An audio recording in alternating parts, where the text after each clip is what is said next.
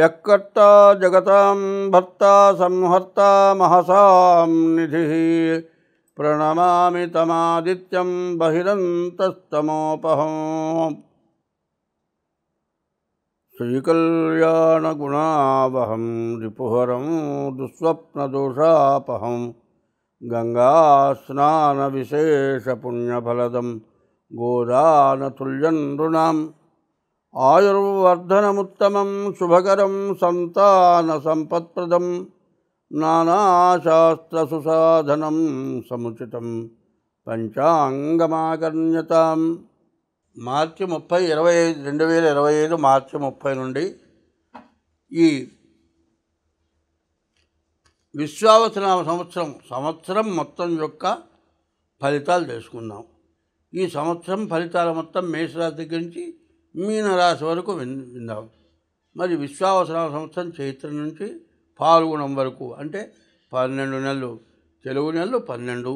విశ్వావసనామ సంవత్సరం చైత్రం, వైశాఖం, జ్యేష్టం, ఆషాఢం, శ్రావణం, భాద్రపదం, ఆశ్వేజం, కార్తీకం, మార్గశిరం, పుష్యం, మాఘం, ఫాల్గుణం. ఇవి 12 నెలలు తెలుగు నెలలు. ఇప్పుడు అందరూ కూడా ఇంగ్లీషు నెలలు వాడుతున్నారు కాబట్టి ఇంగ్లీషు నెలలకు వేరే చెబుతాము. ఇప్పుడు ఈ 12 నెలలకి కూడా కలిపి ఈ సంవత్సరం ఎట్లా ఉంది మొత్తం మనం తెలుసుకుందాం. ఆదాయ వ్యయాలు. మొదటిగా కుంభరాశికి ఆదాయం 8, వ్యయం 8.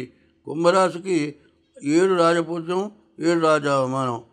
2025 మరి విశ్వావసనామ సంవత్సరం 11వ రాశి కుంభరాశి చెప్పుకుందాం. కుంభరాశికి చంద్రబుధులు, శుక్రుడు, కుజుడు బాగున్నారు. 4 గ్రహాలు బాగున్నాయి. చంద్రబుధుల వల్ల గజకేసర యోగం, మంచి యోగం, మంచి సంపాదన సంపాదించుకుంటానికి బాగుంది.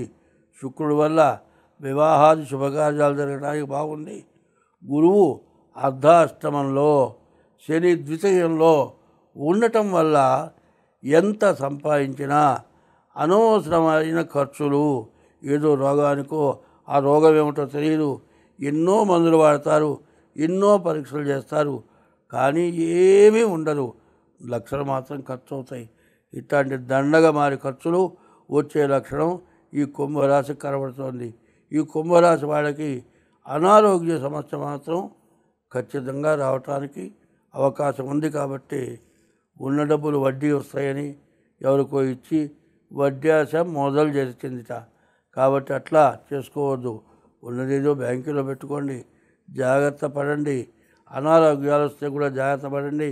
ఏమాత్రం అనారోగ్య సమస్య ఉంటే వెంటనే డాక్టర్ చూపించుకోండి. ముద్ర పెట్టుకుంటే మాత్రం ప్రాణాంతకమైన పరిస్థితులు రావడానికి అవకాశం ఉంది. కాబట్టి ఈ రాశి వాళ్ళు ఎంత జాగ్రత్త పడితే అంత మంచిది. కానీ కుజుడు 6 ఉండటం చేత మరి ఆస్తులు కూడా కొనుక్కోవటానికి మంచి సమయం బాగుంది. స్వస్తి. ఇప్పుడు మనం విశ్వావసనామ సంవత్సర పంచాంగ శ్రవణం చేస్తున్నాం. ఈ పంచాంగ శ్రవణం ఎందుకు చేస్తున్నాం? సంవత్సరాది పండుగ రోజున ఈ పంచాంగ శ్రవణం చేస్తే మనకు వచ్చే ఫలితం ఏమిటో దాన్ని చెప్పుకుందాం. మన ఇంట్లో శుభకార్యాలు జరగాలి. శత్రువులు అనేటువంటి వాళ్ళు ఉండకూడదు. శత్రుత్వం ఇదివరకు ఉన్న వాళ్ళు మిత్రులు అయిపోవాలి. శ్రీకళ్యాణ గుణావహం రిపుహరం. దుస్వప్నం, చెడు కళలు వస్తాయి.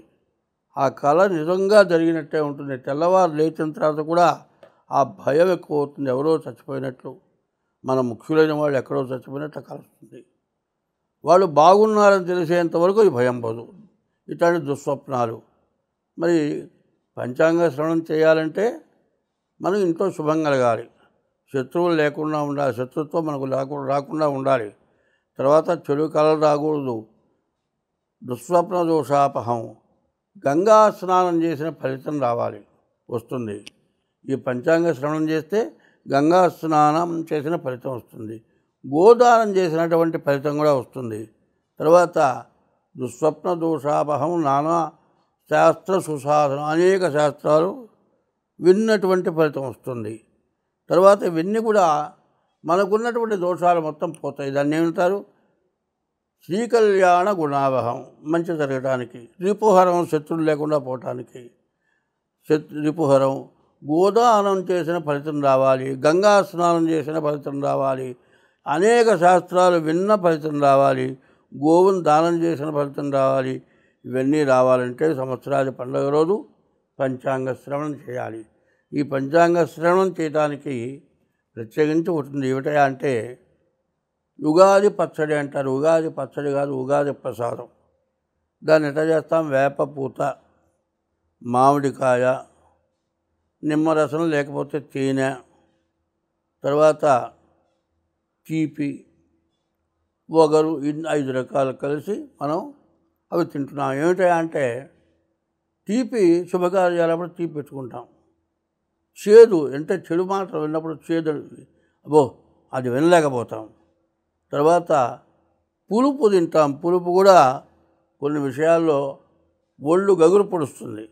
ఆ గగురు పొడటంలో మంచికి గగురు పొడుస్తుంది, చెడుకి గగురు పొడుస్తుంది. ఇట్లాంటివన్నీ కూడా జరుగుతాయి. కాబట్టి మనం అన్నిటికీ సిద్ధంగా ఉన్నాం. మంచికి కానీ, చెడుకు కానీ, శత్రుత్వానికి కానీ, మిత్రత్వానికి కానీ అన్నిటినీ మేము సమర్థించుకోగలము అనే దానికోసమనే మనం వేపపూత ప్రసాదం తింటున్నాం. తర్వాత ఇప్పుడు మనం వినాల్సింది ఏమిటంటే అంటే రాజు, ఈ నవనాయకులు అంటారు. మనకు దేశంలో ప్రపంచంలో ఉండేటువంటి పద్ధతులు ఎట్లా ఉంటాయంటే పార్లమెంటు మెంబర్లంతా కూడా రాజు, మంత్రి, సేనాధిపతి ఇట్లా ఉంటారు. అదేవిధంగా పంచాంగంలో కూడా ఎట్లా ఉంటారంటే రాజు, మంత్రి, సేనాధిపతి ఇట్లా వరుసన అన్ని పదవులు ఉంటాయి. దానివల్ల ఏ గ్రహం ఏ అధికారం ఉంటే ఏం జరుగుతుంది అదొకటి తెలుసుకుందాం. ఇప్పుడు ఆదివారం రోజు సంవత్సరాది పండుగ వచ్చింది కాబట్టి ఆ రోజున ఆదివారం రవి సూర్యుడికి ఆధిపత్యం కాబట్టి ఈ సూర్యుడి వల్ల మనకేమొస్తుంది? విపరీతమైన వర్షాలు, చక్కని వర్షం లభిస్తుంది. నవనాయకులలో సమస్యలు వస్తూ ఉంటాయి, కానీ అన్నిటినీ కూడా అధిగమించాలి. ఆయుధాల వలన భయం కూడా ఎక్కువగా ఉంటుంది. చోరాగ్ని భయం ఉంటుంది. రాజు రవి కావటం చేత యుద్ధ భయం, శత్రు భయం, అగ్ని భయం, దొంగల భయం ఇవన్నీ కూడా ఉంటాయి. తర్వాత మంత్రి చంద్రుడు, ఆయన వల్ల మంచి వర్షం కురుస్తుంది, అన్ని రకాల పంటలు పండుతాయి, మరి ధాన్య వ్యాపారం బాగుంటుంది, ప్రజలు క్షేమంగా ఆరోగ్యంగా ఉంటారు. పాలకులు అనేక రాయితీలు అంటే ఈ తెల్లటి వస్తువులన్నిటికి కూడా తక్కువ రేటుతో మనకు అందజేస్తారు పరిపాలకులు. సైన్యాధిపతి రవి, మళ్ళీ రెండో ఆధిపత్యం కూడా రవికి వచ్చింది. అందువల్ల ఇరుగు పొరుగు వారితో ఇబ్బందులు, తగాదాలు ఉంటాయి. అధికారులకు పాలకులకు మధ్య అభిప్రాయ భేదాలు ఉంటాయి. ఇళ్లల్లో ఉండే వాళ్ళకేమో మన పక్క ఇంటి వాళ్ళకి మనకు తగాదా వస్తుంది. అట్లాగే అధికారులు వాళ్ళలో వాళ్ళకి అభిప్రాయ భేదాలు. అధికారులు అంటే అధికారులు రాజ్య పరిపాలకులు, వాళ్ళు అధికారులు. ఉద్యోగస్తులు ఉన్నారు. ఉద్యోగస్తులు ఆ పైన రాజ్య పరిపాలకులు చెప్పింది చేయాలి, కానీ అది చెప్పకూడదు చెప్పటం వల్ల వాళ్ళకి తేడాలు వచ్చి మరి ప్రపంచ పరిపాలన, రాష్ట్ర పరిపాలన, దేశ పరిపాలన ఇబ్బందిగా ఉంటుంది. మరి రక్తధాన్యం బాగా పండుతుంది, మరి ప్రజలు మాత్రం సంతోషంగా జీవిస్తారు. 4 సస్యాధిపతి గురువు, ఆయన వల్ల ఉలవలు, గోధుమలు, శనగలు ఇవన్నీ కూడా బాగా పండుతాయి. బంగారం ధర బాగా పెరుగుతుంది. పసుపు రంగు నేల బాగా ఫలిస్తుంది. వర్షపాతం ఎక్కువగా ఉంటుంది. గోదావరి నది పొంగి ప్రవహిస్తుంది. 5వ అధిపతి ధాన్యాధిపతి కుజుడు, అంగారకుడు, పూర్ణంగా ఫలిస్తుంది. ముళ్ళు ధాన్యాలు బాగా ఫలిస్తాయి. స్వల్ప ధాన్యాలు ఫలిస్తాయి. ఎర్ర నేల సంపూర్ణంగా ఫలిస్తుంది. రైతుల మధ్య విభేదాలు వచ్చి రైతు సంఘాలు విడిపోతాయి. పంటలు కొన్ని కీటకాల వల్ల పంటలు చెడిపోతాయి. తర్వాత అర్ఘ్యాధిపతి రవి, ధరలు తగ్గుతాయి. అల్పవృష్టి, ప్రజలకు ఆకలి బాధలు ఎక్కువగా ఉంటాయి. మంత్రుల మధ్య కలహాలు పెరుగుతాయి. లోహాల ధరలు పెరుగుతాయి. అధికారులకు నాయకులకు మధ్య భేదాభిప్రాయాలు ఎక్కువ అవుతాయి. నాయకులంటే మరి ప్రజలు ఎన్నుకున్న వాళ్ళు నాయకులు. మరి ప్రపంచ యుద్ధాలు ఇప్పుడు అధికారులు ఎట్లా ఉంటారంటే కనీసం 25-30 సంవత్సరాలు ఉద్యోగం చేస్తారు. కలెక్టర్లు ఉంటారు, ఎస్పీలు ఉంటారు. వీళ్ళంతా కూడా మరి రాజకీయ నాయకులకి వాళ్ళు చెప్పింది విని పరిపాలించాలి. అట్లాంటి పరిపాలన వీళ్ళు చెప్పింది వాళ్ళు వినరు, వాళ్ళు చెప్పింది వినరు, వీళ్ళు వినరు. ఇట్లాంటి ఇబ్బందులు వస్తాయి. మరి వడగండ్ల వానలు కూడా బాగా వస్తాయి. మేఘాధిపతి రవి, 3వ స్థానం కూడా రవికి వచ్చింది. ప్రజల్లో భయాలు ఎక్కువగా ఉంటాయి. అనేక సంఘటనలు కలుగుతాయి. ఖండాలుగా రకరకాలుగా వర్షాలు కురుస్తాయి. పంటలు బాగా పండినప్పటికీ క్రిమికీటకాల వల్ల హెచ్చు ఎర్ర వల్ల బాగా పంటలు నష్టం జరుగుతుంది. ఎర్రని భూములు ధాన్యం బాగా ఫలిస్తుంది. రసాధిపతి శని, నెయ్యి, నూనె, బెల్లము, తేనె మొదలగు రసజాతులు ధరలు ఉండవు. చెరుకు పంట దిగుబడి లేక రైతులు విపరీతంగా నష్టపోతారు. అకాల వర్షాలు. నీరసాధిపతి బుధుడు, మరకతాలు, వివిధ ధాన్యాలకు ధరలు విపరీతంగా పెరుగుతాయి. గాలులతో కూడిన వర్షాలు, తుఫాన్లు బాగా ఎక్కువగా వస్తాయి. ఈ 9 రాజులు 9 మందికి ఇట్లాంటి అధికారాలు వచ్చినాయి. రవికి మొత్తం 4 ఆధిపత్యాలు వచ్చినాయి. చంద్రుడికి 1 ఆధిపత్యం వచ్చింది. కుజుడికి 1 ఆధిపత్యం వచ్చింది. బుధుడికి 1 ఆధిపత్యం వచ్చింది. గురువుకి 1 ఆధిపత్యం వచ్చింది. అయితే ఈ గ్రహాల్లో పాపగ్రహాలు, శుభగ్రహాలు అని 2 ఉన్నాయి. ఈ శుభగ్రహాలు ఏంటంటే మరి 3 శుభగ్రహాలు వచ్చినాయి. 9 3 వస్తే 6 పాపగ్రహాలు వచ్చినాయి. ఈ 6 పాపగ్రహాల అధికారాలు ఎక్కువ రావటం చేత ప్రపంచంలో కానీ, రాష్ట్రంలో కానీ, కేంద్రంలో కానీ మరి దుర్మార్గులకే ఆధిపత్యాలు వస్తాయి. ఈ దుర్మార్గులు ఆధిపత్యాల వల్ల ఏంటి? స్వలాభం. వాళ్ళ సొంత లాభం చూసుకుంటారు. ప్రజల రక్షణ చూడరు. దానివల్ల చాలా కష్టాలు, నష్టాలు వస్తుంది. ఈ విశ్వావసనామ సంవత్సరంలో అల్పవృష్టి, మధ్యమ పంటలు, ప్రజలకు మూత్ర రోగాలు, దొంగల వలన అధిక భయం, రాజులలో భయం మరి ఈ విధంగా ఉండటమే కాక 2 కొంచాల పంట ఎక్కువ ఉంటుంది. మరి కరువు కాటకాలు బాగా ఎక్కువగా ఉంటాయి. అయితే ఈ సంవత్సరం మూఢమి 11/6/2025 నుండి 12/7/2025 వరకు గురుమౌఢ్యమి. ఇది 1 నెల రోజులు ఉంటుంది.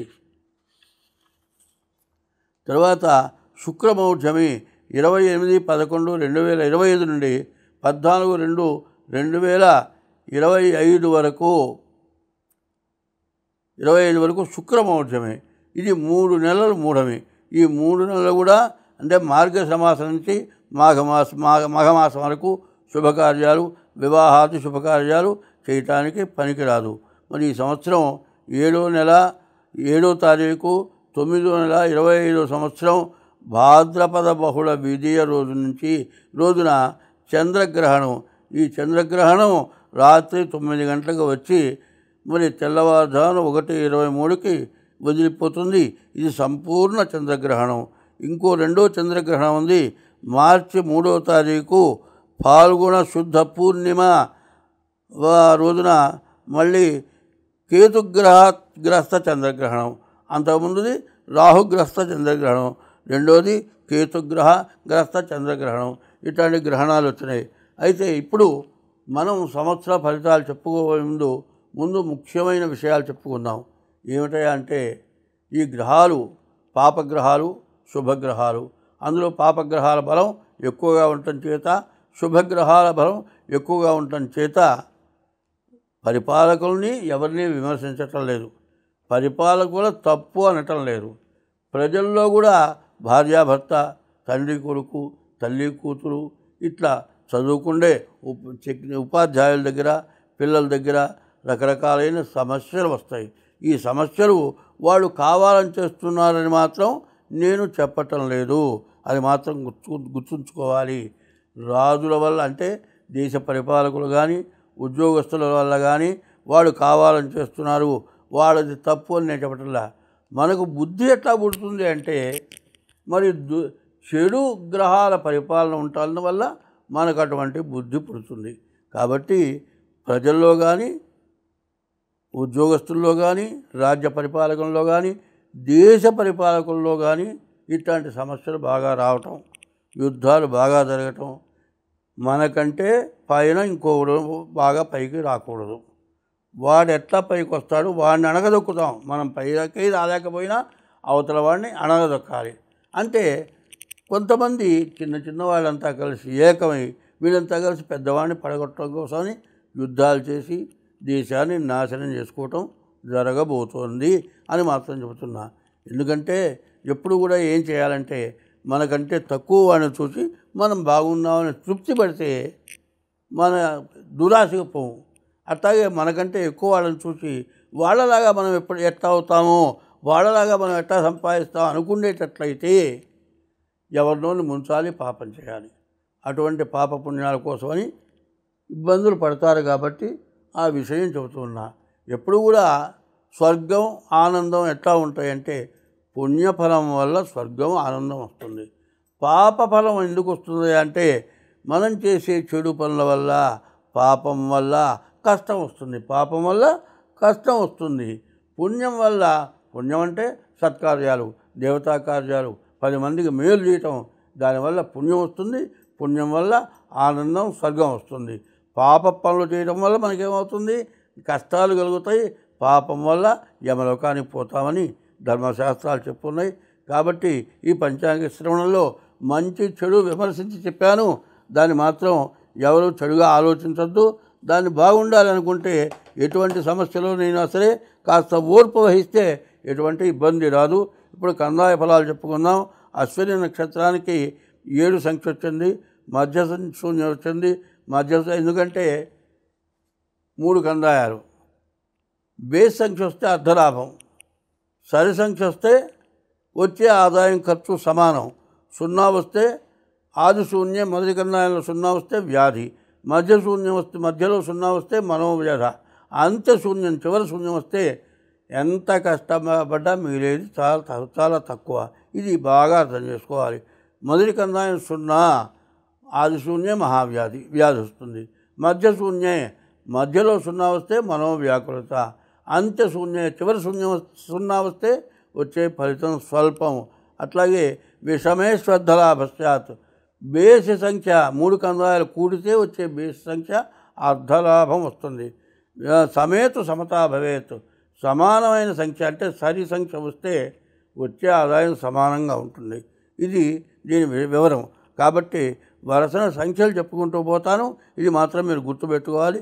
మళ్ళీ చెప్పాలి అంటే టైము తీసుకుంటుంది, వినేవాళ్ళకి విసుగవుతుంది.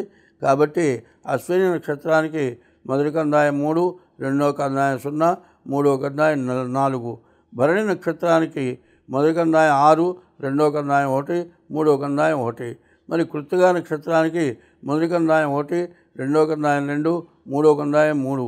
మరి రోహిణి నక్షత్రానికి మొదటి కందాయం 4, రెండో కందాయం 0, మూడో కందాయం 0. అట్లాగే మృగశిర నక్షత్రానికి మొదటి కందాయం 7, రెండో కందాయం 1, మూడో కందాయం 3. ఇది సమసంఖ్య. మరి ఆదాయం మృగశిర ఆరుద్ర నక్షత్రానికి మొదటి కందాయం 0, రెండో కందాయం 4, మూడో కందాయం 4.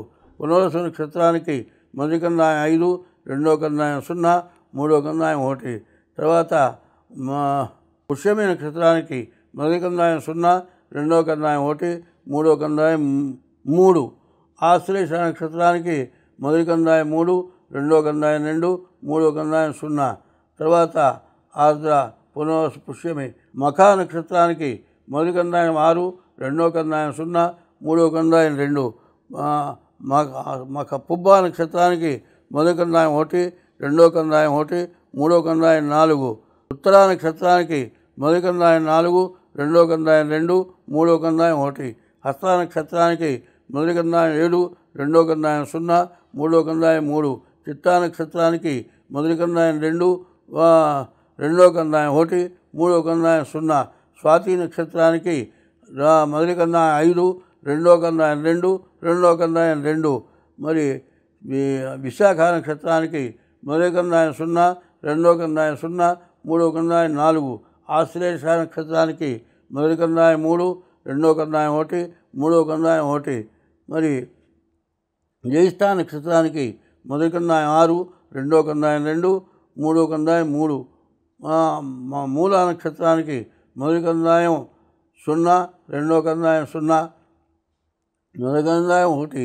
మూల నక్షత్రానికి రెండో కందాయం 0, మూడో కందాయం 0. పూర్వాషాఢ నక్షత్రానికి మొదటి కందాయం 4, రెండో కందాయం 1, మూడో కందాయం 2. పూర్వాషాఢ నక్షత్రం మొదటి కందాయం 4, రెండో కందాయం 1, మూడో కందాయం 2. ఉత్తరాషాఢ నక్షత్రం మొదటి కందాయం 7, రెండో కందాయం 2, మూడో కందాయం 4. శ్రవణ నక్షత్రానికి మొదటి కందాయం 2, రెండో కందాయం 0, మూడో కందాయం 1. మరి ధనిష్ఠ నక్షత్రానికి మొదటి కందాయం 5, రెండో కందాయం 1, మూడో కందాయం 3. శతభిష నక్షత్రానికి మొదటి కందాయం 0, రెండో కందాయం 2, మూడో కందాయం 0. పూర్వాభాద్ర నక్షత్రానికి మొదటి కందాయం 3, రెండో కందాయం 0, మూడో కందాయం 2. ఉత్తరాభాద్ర నక్షత్రానికి మొదటి కందాయం 6, రెండో కందాయం 1, మూడో కందాయం 4. రేవతి నక్షత్రం మొదటి కందాయం 1, రెండో కందాయం 2, మూడో కందాయం 1. ఇప్పుడు ఇవన్నీ కూడా ప్రతిదానికి విడివిడిగా చెప్పకుండా అన్నిటికీ కలిపి చెప్పాల్సి వస్తుంది. మరి సరి సంఖ్య వస్తేనేమో వచ్చే ఆదాయం ఖర్చు సమానం. బేసి సంఖ్య వస్తే అర్ధలాభం, సగమే లాభం, మిగతాది మొత్తం నష్టమైపోతుంది. మొదటి కందాయం 0 అయితే వ్యాధి, రెండో కందాయం 0 వస్తే మనోవ్యాధి, మూడో కందాయం 0 వస్తే వచ్చే ఫలితం స్వల్పం. ఇది అర్థం చేసుకోండి. ఈ సంఖ్యను బట్టి కూడికేసుకోవటం, 0 ఎక్కడ 0 వచ్చింది అది చూసుకోవాలి. స్వస్తి.